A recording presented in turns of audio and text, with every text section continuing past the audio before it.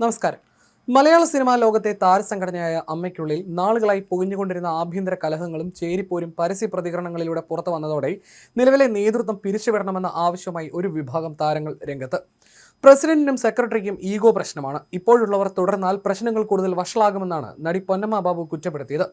ഒന്നിച്ചു നിൽക്കേണ്ടവരാണ് ഇങ്ങനെ കലഹിക്കുന്നത്. സ്ത്രീകൾ നേതൃനിരയിൽ വന്നപ്പോൾ സ്ത്രീകൾക്ക് വേണ്ടി എന്തെങ്കിലും ചെയ്യുമെന്ന് പ്രതീക്ഷയുണ്ടായിരുന്നുവെന്നും പൊന്നമ്മ ബാബു പറഞ്ഞു.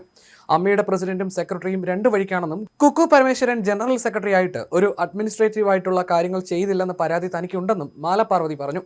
ശ്വേതയും കുക്കുവും രണ്ട് ചേരികളിലായത് ദോഷം ചെയ്തു. സംഘടനയ്ക്ക് നാണക്കേടായി. സ്ത്രീകൾ നേതൃനിരയിലേക്ക് വന്നാൽ നന്നാവുമെന്ന് ഞാൻ വാദിച്ചിരുന്നു. അതിലിപ്പോൾ മാപ്പ് ചോദിക്കുന്നുവെന്നും മാലപാർവതി പറഞ്ഞു.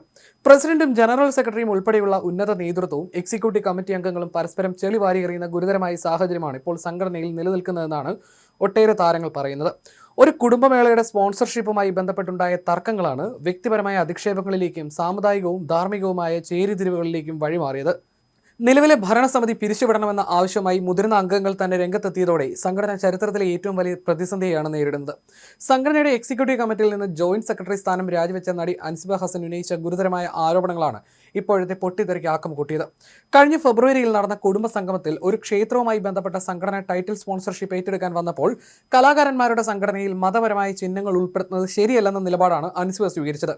ഈ ധാർമ്മികമായ എതിർപ്പിനെ തുടർന്ന് തന്നെ ജിഹാദി എന്ന് വിളിച്ചും വർഗീയവാദിയാക്കിയും ചിത്രീകരിക്കാൻ ശ്രമം നടന്നുവെന്നാണ് അൻസിബ വെളിപ്പെടുത്തിയത്. ജോയിന്റ് സെക്രട്ടറിയായി തിരഞ്ഞെടുക്കപ്പെട്ട നാൾ മുതൽ തനിക്കെതിരെ സഹപ്രവർത്തകരിൽ നിന്ന് മാനസിക പീഡനവും വ്യക്തിഹത്യയും നേരിടേണ്ടി വന്നു. തനിക്കെതിരെ അവിഹിത കഥകൾ പ്രചരിപ്പിച്ചവരിൽ വനിതാ അംഗങ്ങളുണ്ടായിരുന്നു. മറ്റൊരു നടിയുടെ കുടുംബ പ്രശ്നവുമായി ബന്ധപ്പെട്ട സ്വകാര്യ ചാറ്റിന്റെ പേരിൽ തന്നെ തൃപ്പൂണിത്തറ പോലീസ് സ്റ്റേഷനിലേക്ക് വിളിപ്പിച്ച് 3 മണിക്കൂറോളം മാനസികമായി പീഡിപ്പിച്ചു. ഈ വിഷയത്തിൽ സംഘടനയിൽ പരാതി നൽകിയപ്പോൾ ഇതിന് അമ്മയുമായി യാതൊരു ബന്ധവുമില്ല എന്ന നിലപാടാണ് പ്രസിഡന്റ് ശ്വേത മേനോൻ സ്വീകരിച്ചത്. നിലവിലെ നേതൃത്വത്തിൽ നിന്ന് അതിജീവിതമാർക്ക് ഉൾപ്പെടെ ആർക്കും നീതി ലഭിക്കില്ലെന്നും ശാരീരികമായും മാനസികമായും ഉപദ്രവിക്കപ്പെടുമെന്ന ഭയമുണ്ടെന്നും നിയമവഴിക്ക് നീങ്ങുമെന്നും അൻസിബ വ്യക്തമാക്കി. അൻസിബയുടെ ആരോപണങ്ങൾക്ക് പിന്നാലെയാണ് നടൻ ടിനി ടോമിനെതിരെ നീന കുറുപ്പും രംഗത്ത് വന്നത്. കുടുംബമേളയ്ക്കിടെ ടിനി ടോം തന്നെ കയ്യേറ്റം ചെയ്യാൻ ശ്രമിച്ചുവെന്നും അസഭ്യം പറഞ്ഞുവെന്നുമാണ് നീനയുടെ പരാതി. എന്നാൽ ഈ ആരോപണങ്ങൾ പൂർണ്ണമായി തള്ളിക്കൊണ്ട് വൈസ് പ്രസിഡന്റ് ലക്ഷ്മി പ്രിയ രംഗത്തെത്തിയത് സംഘടനയിലെ ചേരിതിരിവ് വ്യക്തമാക്കുന്നതാണ്. കുടുംബമേളയുടെ സമയത്ത് രാത്രി 12 മണിക്ക് ഇൻഡോർ സ്റ്റേഡിയത്തിൽ വെച്ച് ഹിസ്റ്റീരിയ ബാധിച്ച രീതിയിൽ പെരുമാറിയതും അസഭ്യം പറഞ്ഞത് ടിനി ടോം അല്ല, മറിച്ച് നീന കുറുപ്പാണെന്നായിരുന്നു ലക്ഷ്മി പ്രിയയുടെ ആരോപണം. നീനയെ പിടിച്ചുമാറ്റിയത് താനാണെന്നും പിന്നീട് സിജോയ് വർഗീസിനെയും തന്നെയും ചേർത്ത് നീന കുറുപ്പ് അസഭ്യം പറഞ്ഞതായും ലക്ഷ്മി പ്രിയ വെളിപ്പെടുത്തി. തനിക്കെതിരെ ഉയർന്ന വർഗീയ പരാമർശങ്ങളെല്ലാം ടിനി ടോം നിഷേധിച്ചിട്ടുണ്ട്. അമ്മയുടെ ഓഫീസിന് ജനറൽ സെക്രട്ടറി കുക്കു പരമേശ്വരനും പരിവാരങ്ങളും ചേർന്ന് ഒരു അധോലോക പ്രസ്ഥാനം പോലെയാക്കി കൊണ്ടുപോയെന്നാണ് ലക്ഷ്മി പ്രിയയുടെ മറ്റൊരു ഗുരുതരമായ ആരോപണം. ഓഡിയോ റെക്കോർഡിംഗ് സംവിധാനമുള്ള 21 ക്യാമറകളാണ് ഓഫീസിലുള്ളത്. അംഗങ്ങൾക്ക് അവിടെ സംസാരിക്കാനുള്ള സ്വാതന്ത്ര്യമില്ല. പറയുന്ന കാര്യങ്ങളെല്ലാം സെക്രട്ടറിയും മറ്റുള്ളവരും പലയിടങ്ങളിൽ ഇരുന്ന് നിരീക്ഷിക്കുകയാണ്. അതിന്റെ ആക്സസ് പ്രസിഡന്റിന് പോലുമില്ല.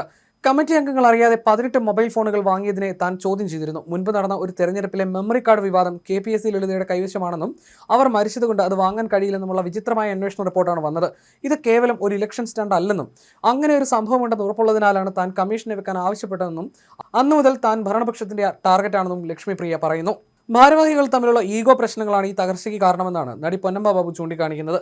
ഇപ്പോഴത്തെ നേതൃത്വം ഉടൻ രാജിവെച്ച് ഒഴിഞ്ഞില്ലെങ്കിൽ പ്രശ്നങ്ങൾ കൂടുതൽ വഷളാകും.